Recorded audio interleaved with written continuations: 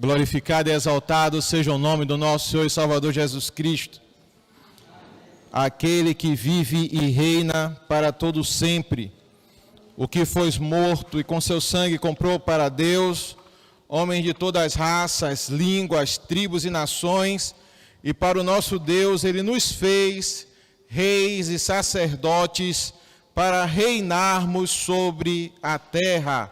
Amém? Essa palavra é fiel e verdadeira. Abra sua Bíblia no livro de 1 Coríntios, capítulo 1.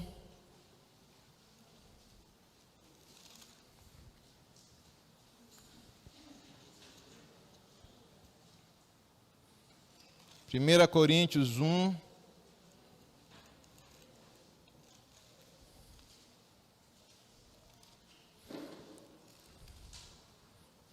E vamos ler a partir do versículo 17. E o versículo diz assim: porque não me enviou Cristo para batizar, mas para pregar o Evangelho, não com sabedoria de palavra, para que se não anule a cruz de Cristo. Certamente a palavra da cruz é loucura para os que se perdem, mas para nós que somos salvos, poder de Deus. Pois está escrito: destruirei a sabedoria dos sábios e aniquilarei a inteligência dos instruídos. Onde está o sábio? Onde está o escriba? Onde o inquiridor deste século? Porventura não tornou Deus louca a sabedoria do mundo? Visto como na sabedoria de Deus o mundo não o conheceu por sua própria sabedoria, aprove a Deus salvar os que creem pela loucura da pregação. Porque tanto os judeus pedem sinais, como os gregos buscam sabedoria. Mas nós pregamos a Cristo crucificado, escândalo para os judeus, loucura para os gentios. Mas para os que foram chamados, tanto judeus como gregos, pregamos a Cristo, poder de Deus e sabedoria de Deus, porque a loucura de Deus é mais sábia do que os homens, e a fraqueza de Deus é mais forte do que os homens. Amém? Eis aí a tua palavra, Senhor. Nós somos pó e cinza. Indigno, Senhor, da tua presença. Indigno, Senhor, nós somos. Mas aprove ao Senhor nos libertar da prisão do pecado e nos colocar no reino do teu amor. E hoje nós somos templo do Espírito Santo. Estamos no processo, Senhor, de cura, de libertação da alma, porque o Senhor está nos preparando para passar a eternidade contigo. Gratos estamos, Senhor, por essa bênção, Pai, que os loucos não conhecem, mas nós, pela misericórdia do Senhor, o Senhor nos revelou. Continua, Senhor, aumentando em nós o conhecimento de Cristo, para não desviarmos nem para a esquerda, nem para a direita. Para que se nós estivermos aqui abatidos, que o Senhor nos levante hoje. Para que a sua obra se manifeste em nós, porque a tua palavra diz: aquele que começou a boa obra em nossas vidas é fiel para terminar a obra. Fazer de todos nós verdadeiros imitadores de Cristo, em nome de Jesus. Amém. Podeis assentar, meus amados irmãos. Apóstolo Paulo escreveu a carta aos Coríntios e ele começa no versículo 17, ele diz assim, porque Cristo enviou-me não para batizar, mas para evangelizar. E evangelho, irmãos, a palavra evangelho, ela tem a tradução ipsilítere para o português é boa notícia. E a pessoa quando vê boa notícia, a nossa natureza, a nossa o nosso ciclo social, aponta porque é uma notícia agradável. Não, não é só agradável. Ela é boa porque ela é verdadeira, né? Quando você vai no mercado procurar uma fruta para comprar, você escolhe entre as frutas aquela que é boa. Por que ela é boa? Porque ela não está podre, não está ruim, não está mal cheirosa. Assim é para escolher um peixe, uma carne, qualquer coisa que você vai escolher, você escolhe a melhor. No caso da expressão boa aqui, não é porque é a melhor, é porque é a verdadeira. Porque não é mentira, porque é fato. E a gente tem que entender que ao pé da letra, ó, se uma pessoa, um repórter, e ele classifica a notícia como boa, pode ser um assassinato. E assassinato não é coisa boa. Mas no viés, na forma que ele enxerga, é boa por quê? Porque houve realmente o que ele está narrando. Assim é o juiz. O juiz está procurando provas que sejam fatos para absolver ou decretar a pena de quem está sendo julgado.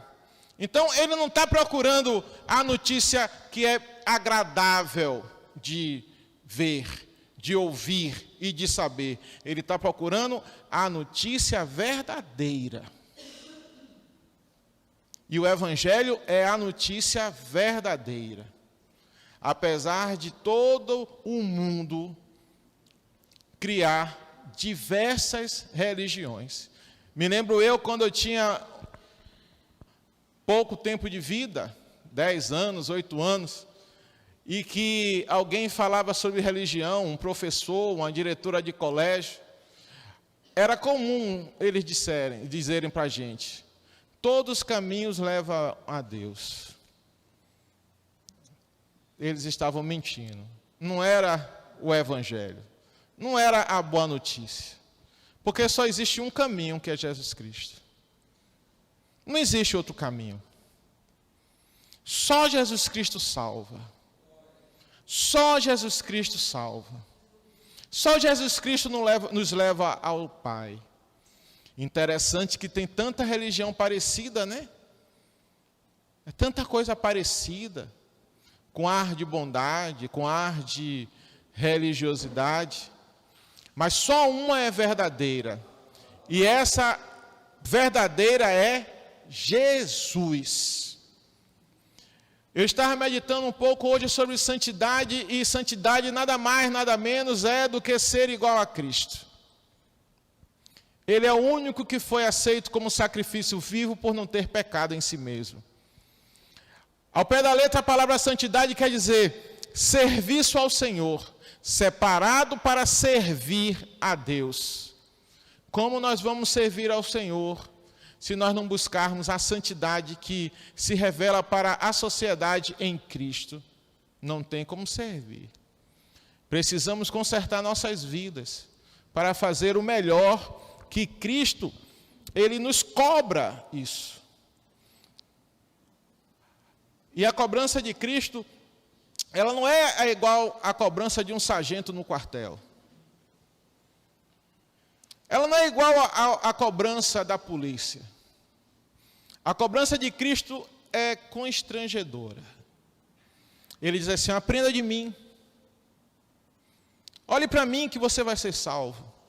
Porque você fica constrangido ao ver Jesus perdoar, ao ver Jesus amar, ao ver Jesus ensinar, ao ver Jesus não se contaminar com a sociedade da época quando ele vivia.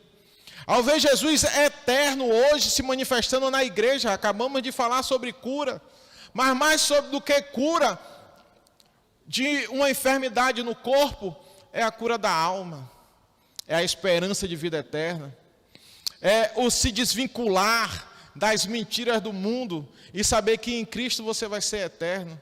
Há melhor notícia do que essa? A melhor notícia do que saber que o inferno é real, mas eu não vou para lá porque eu estou em Cristo? E qual é a solução que o mundo fez? inventam várias histórias para deixar que a gente fique confundido. E todas as histórias que eles inventam, eles têm algo para comprovar que a história dele é verdadeira. Uns usam argumentos da ciência, outros argumentos de filosofia, cada um usa argumentos do costume da sociedade, mas nada disso importa. O apóstolo Paulo acabou de dizer para nós que o evangelho do nosso Senhor Jesus Cristo é loucura para quem não conhece Jesus. É loucura para quem não crer, porque é diferente do mundo, vai na contramão do mundo. Vamos abrir a Bíblia no livro de João, capítulo 14, versículo 6, e ler esse texto tão conhecido. Disse-lhe Jesus: eu sou o caminho, a verdade e a vida. Ninguém vem ao Pai senão por mim.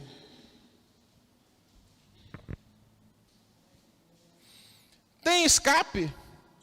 Há alguma dúvida? Existe margem para interpretação equivocada a esse discurso de Cristo? Você lendo isso, pode ficar confundido só se você não se libertar das coisas do mundo. Porque a mensagem é direta: olhe, eu sou o caminho. Ou seja, o resto não é atalho não, irmão. O resto é desvio que vai levar você para o inferno. O caminho é um só. Eu sou a verdade. Se ele é a verdade, o resto é o quê? Mentira. Eu sou a vida. E se ele é a vida, o resto é o quê? A morte. E aí a gente pega esse texto e não guarda na nossa agenda um tempinho para ficar 2 horas orando em cima dele e pedindo assim: fala comigo, papai. Revela para mim o que isso quer dizer. Faz com que essa palavra tome conta de mim. Faz com que essa revelação se manifeste no meu corpo, na minha alma e no meu espírito, e que tudo o que é em mim viva por essa palavra. A gente não perde mais tempo, a gente não ganha mais tempo com as coisas de Deus. E o diabo, sabiamente, além das mentiras das falsas religiões, colocam diversas distrações no nosso caminho, e nós não temos tempo para orar, para ler a Bíblia, para ouvir a palavra, para meditar. E precisamos consertar essas coisas. Em 1 Coríntios capítulo 1, versículo 28, diz assim: e Deus escolheu as coisas vis deste mundo, e as desprezíveis, e as que não são, para aniquilar as que são, para que nenhuma carne se glorie perante ele. Mas vós sois dele, em Jesus Cristo, o qual para nós foi feito por Deus sabedoria e justiça e santificação e redenção.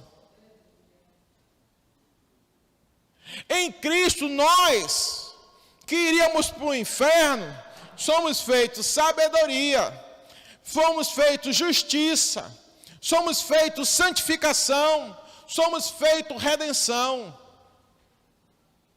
Agora, diante dessa mensagem tão pequena em relação à quantidade de letras, mas tão poderosa em relação ao objetivo, ao fato profético, poderoso, de Deus transformar um ser destinado ao inferno no homem que vai passar a eternidade no céu. Mas sem entendimento, como a gente vai no céu?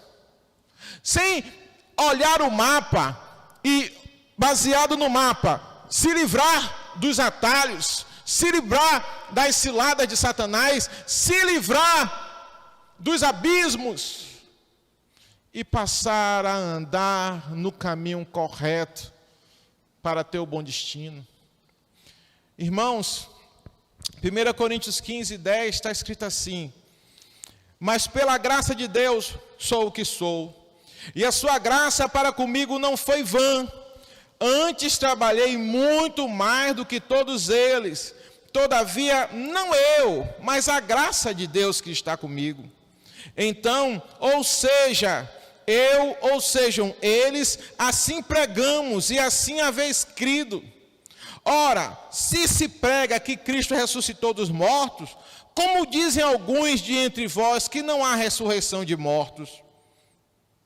E se não há ressurreição de mortos, também Cristo não ressuscitou. Ninguém aqui, não vou dizer ninguém, mas alguém deve ter visto isso, feito isso. Mas você vai ler o livro de Efésios e vê Paulo dizendo assim que ora pela igreja, para que a igreja saiba qual o tamanho do poder que foi delegado a Cristo para que ele ressuscitasse dos mortos. Aí vem os gnósticos naquela época e começa a falar mentiras, a distorcer a mensagem. Aí vem a tradição judaica, que não aceita a novidade de Cristo.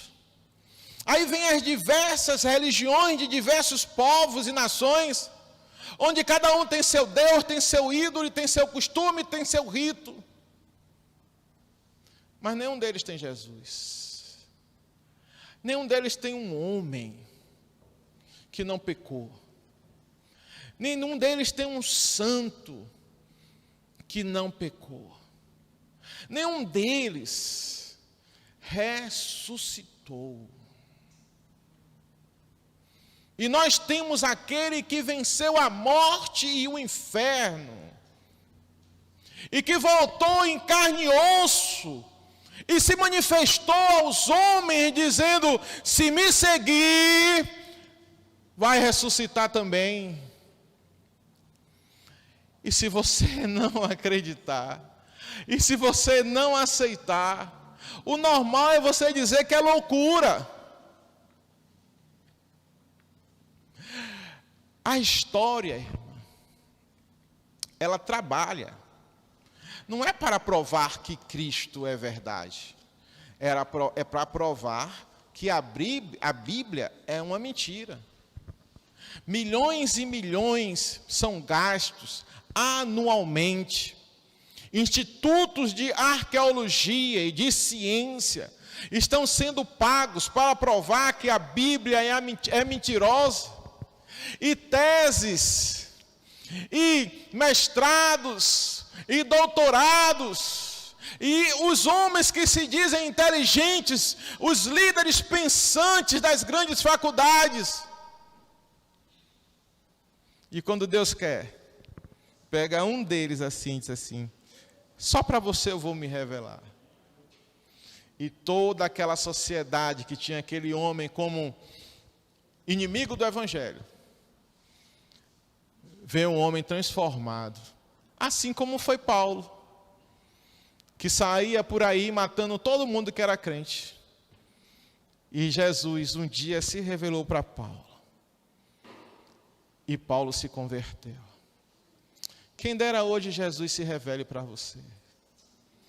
Quem dera hoje o espírito de religiosidade saia dos que já estão aqui, para entender o que foi que aconteceu com você quando você se batizou, para que a sua vida vá para outro patamar em Cristo. Versículo 14: e se Cristo não ressuscitou, logo é vã a nossa pregação e também vã a nossa fé. E assim somos também considerados como falsas testemunhas de Deus, pois testificamos que Deus que ressuscitou a Cristo, ao qual porém não ressuscitou, se na verdade os mortos não ressuscitam. Porque se os mortos não ressuscitam, também Cristo não ressuscitou. E se Cristo não ressuscitou, é vã a vossa fé e ainda permaneceis nos vossos pecados. E também os que dormiram em Cristo estão perdidos. E se esperamos em Cristo só nesta vida, somos os mais miseráveis de todos os homens. Mas agora, Cristo ressuscitou dos mortos e foi feito as primícias dos que dormem, porque assim como a morte veio por um homem, também a ressurreição dos mortos veio por um homem, porque assim como todos morrem em Adão, assim também todos serão vivificados em Cristo.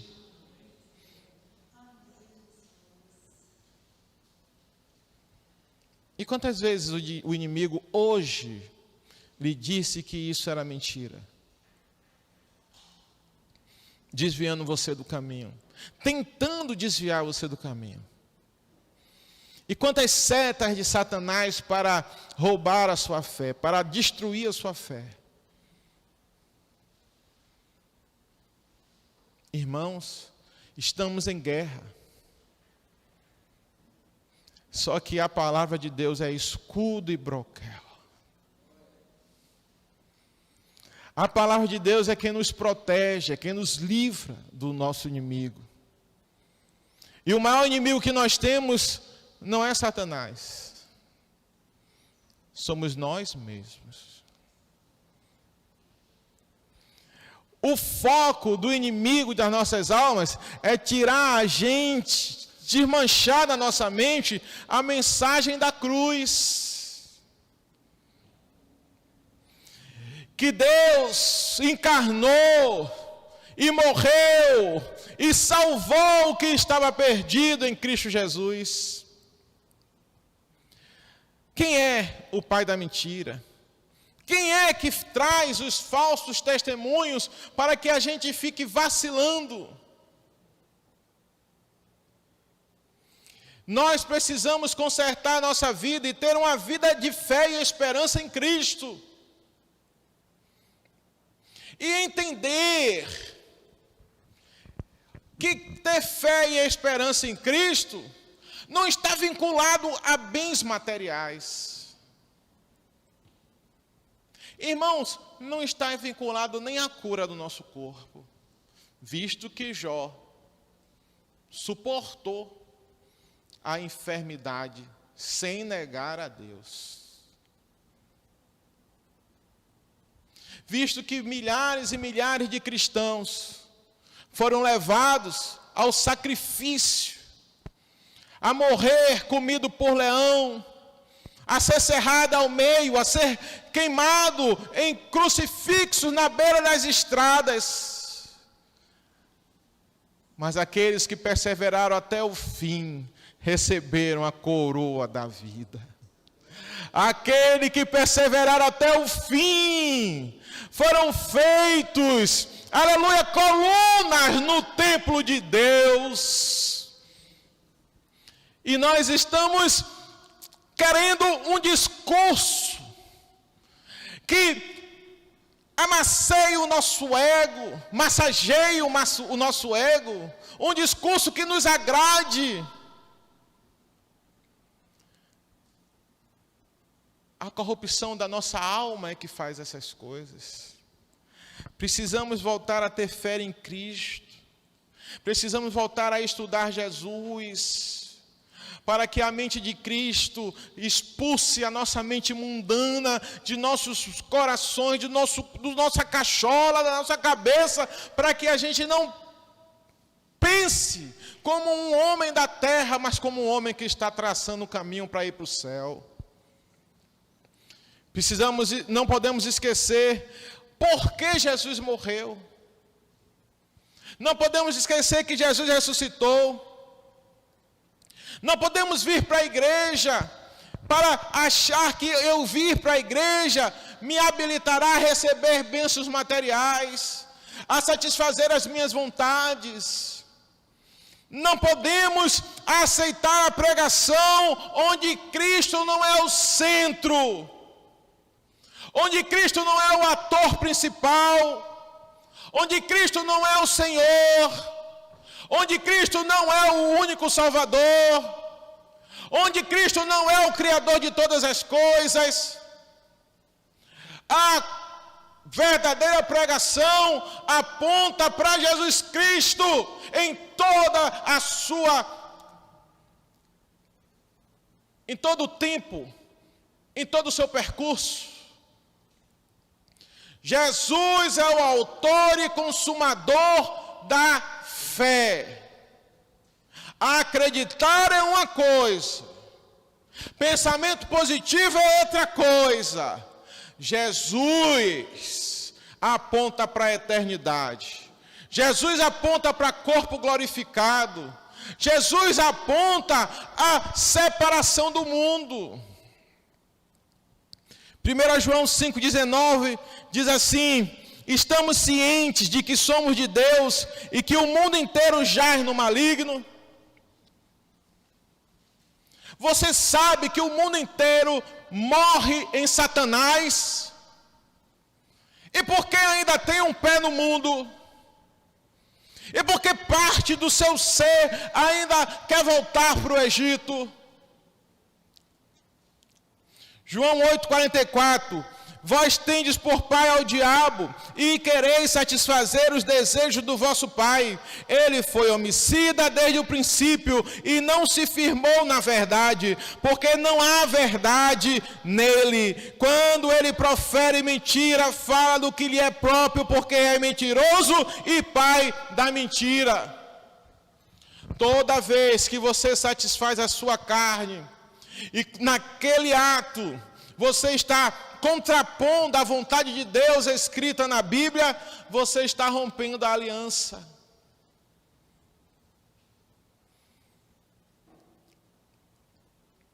A Bíblia diz que o diabo anda ao redor como leão, procurando a quem possa tragar.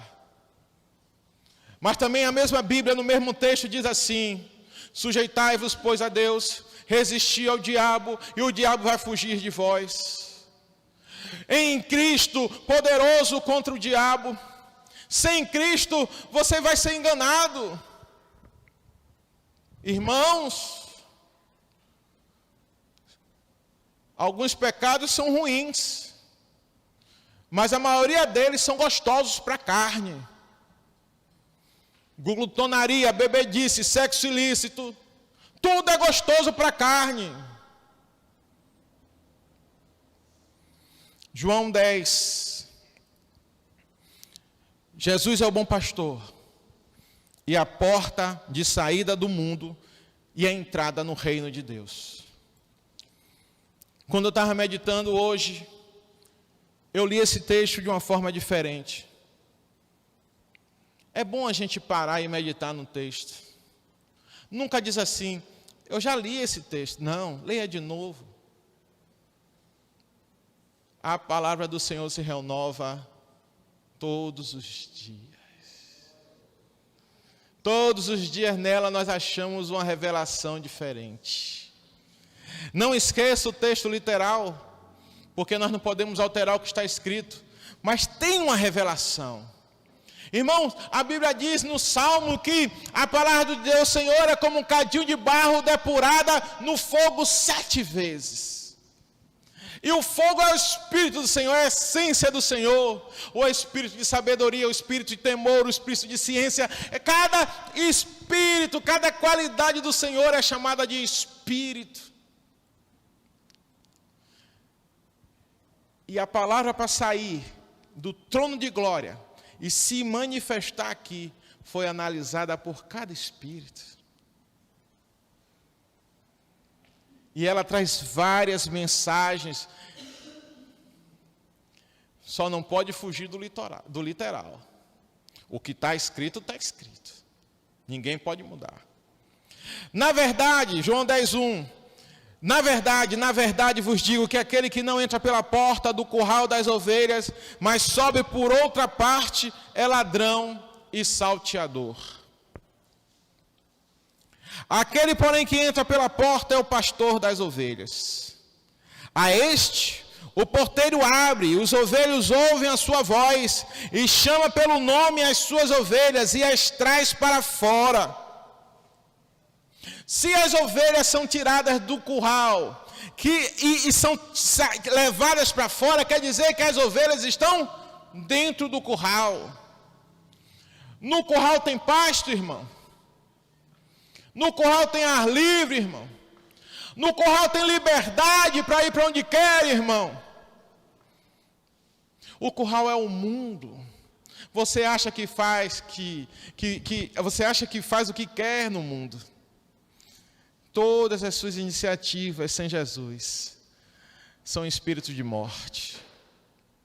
Tudo sem Jesus, porque sem Jesus não leva para a eternidade.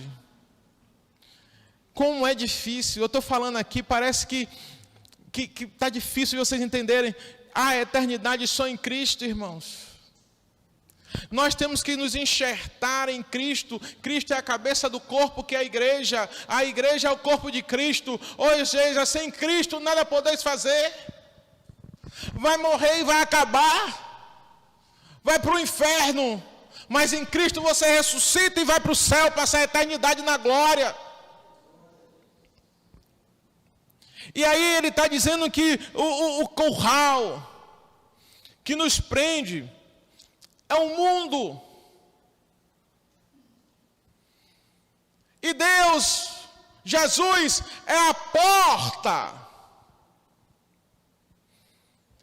E em Cristo nós temos como sair do mundo. Só que essa porta está interligada ao reino de Deus. E você sai do mundo e entra no reino. Sai da prisão, da morte, do inferno e vai para o reino de Deus para passar a vida eterna na casa de papai. Mas só vai ouvir a voz dele dizendo: venha, venha. Quem é a ovelha?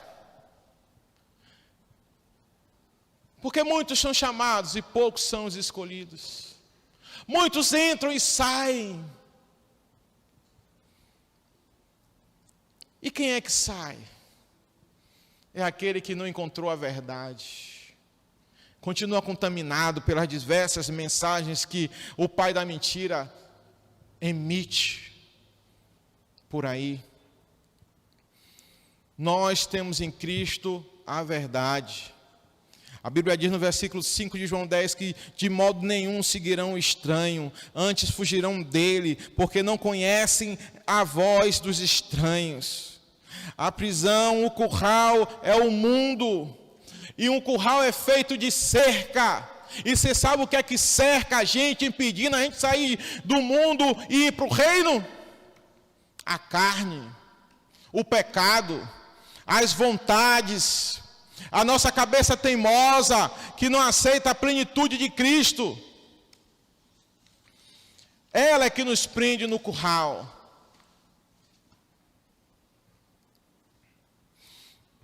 João 10, de 7 a 9, diz assim: tornou, pois, Jesus a dizer-lhes: em verdade vos digo que eu sou a porta das ovelhas.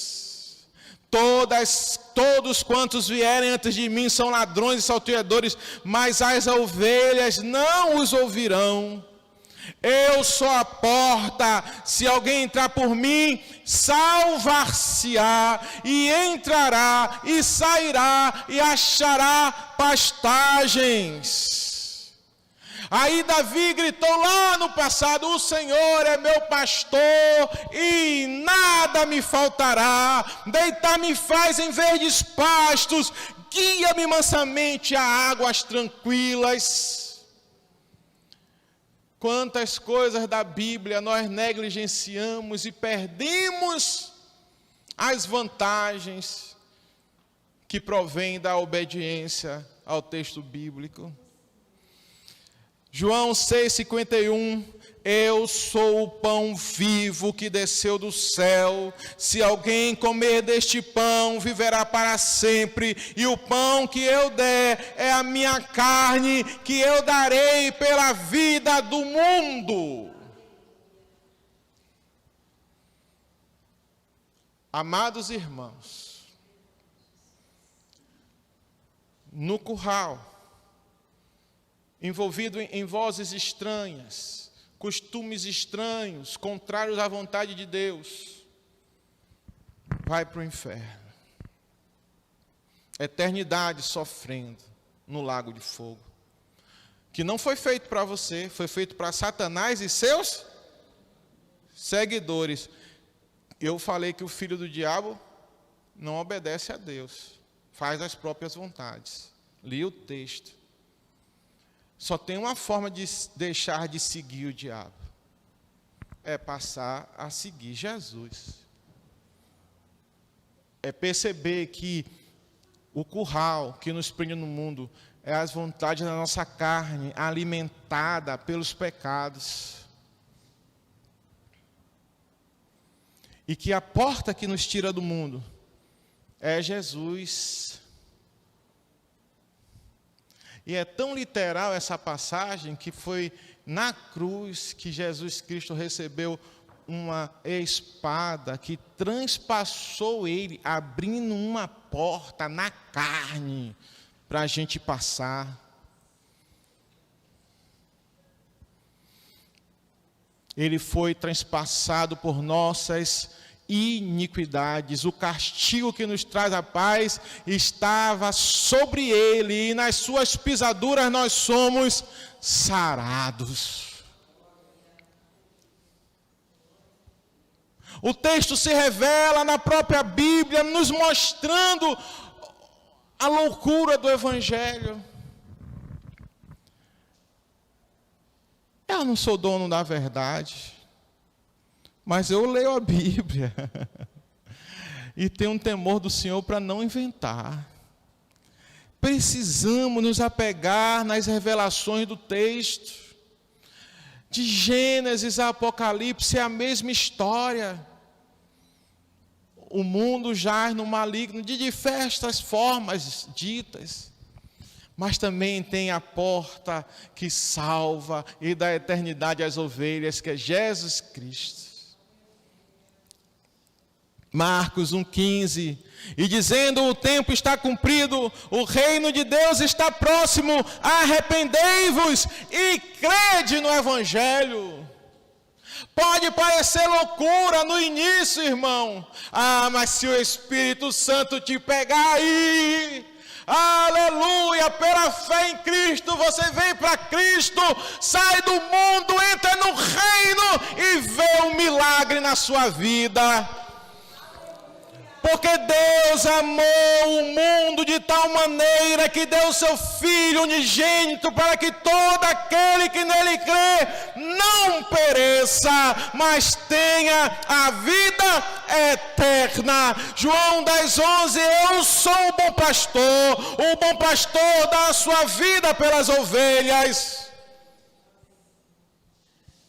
Ele foi transpassado por nossas iniquidades, irmãos. Oh, irmãos, a gente pega a Bíblia, vai de um lado, vai para o outro, e enxerga a mesma mensagem sendo dita de várias vezes, de várias formas, e a gente fica feliz, porque Deus não muda, nós podemos confiar em Cristo. Pecou? Ele é o nosso advogado fiel. Perdeu a fé? Ele é a nossa esperança. Está achando que foi excluído por causa das situações difíceis da vida? Ele é o nosso socorro bem presente na hora da angústia. Está com enfermidade? Ele é a cura. Em Cristo nós temos todas as soluções. E se for a hora, o dia, o momento de ir dessa terra para o céu, através da morte, em Cristo, lá é um lugar gostoso que você vai ficar, confortável. Saia hoje das prisões, do curral, que a nossa carne nos prende, da carne que é alimentada por Satanás para esquecer Cristo, e entre pelo caminho que salva, que dá vida eterna, que alimenta. Amém? Vamos ficar de pés. Quando eu cheguei em casa hoje, dei uma lida no livro de Hebreus, capítulo 10, e veja a mesma história sendo repetida através da revelação de Deus ao escritor de Hebreus, que eu sempre digo assim, É tão poderoso o livro de Hebreus que Deus não deixou escrito quem escreveu. E glória a Jesus. Senhor, eis aí a tua igreja, Senhor. Nós somos pó e cinza. Nem sempre somos perfeitos como Jesus é. Mas só o fato da gente perseverar é um sinal de que teu Santo Espírito não nos abandonou. Não saímos da escola do Espírito Santo. Estamos na escola onde são formados cristãos. E nós somos alunos, Pai. Então, em nome de Jesus, Senhor, manifesta em nós o teu poder. Visita nosso corpo, visita nossa alma. Tira de nós todo engano, todo pecado. Tira de nós, Senhor, a tristeza de esperar Jesus voltar. Porque muitos não sabem a glória que se manifestará e por isso se abatem. Que a glória do Senhor se revele para nos dar ânimo, Senhor. Oh, Pai, que nós tenhamos sabedoria, que nós venhamos a nos alegrar no Senhor, que as coisas do mundo não venham a influenciar a nossa mente, as nossas iniciativas, mas que a gente aprenda a viver como escravo de Cristo, que ora, que pergunta, que testifica, que não toma iniciativas baseadas em si mesmo, nem nas circunstâncias, mas pergunta a Ti o que fazer. Ensina-nos, Senhor, a sermos sábios e a entregar verdadeiramente nossa vida ao Senhor. Pedimos isso a Ti em nome de Jesus. Enche-nos da revelação de Cristo. Anima-nos, Senhor. Nos mostra o livramento que o Senhor nos deu. Se revela para nós. Aumenta em nós o louvor e a adoração. O buscar o Teu reino e a Tua justiça. Santifica-nos, Pai. Em nome de Jesus. Amém. Que o amor de Deus, nosso Pai, que a graça salvadora de Jesus Cristo e as doces consolações do Espírito Santo esteja com todos nós e com a igreja de nosso Senhor Jesus Cristo espalhado por toda a face da terra, em nome de Jesus. Amém.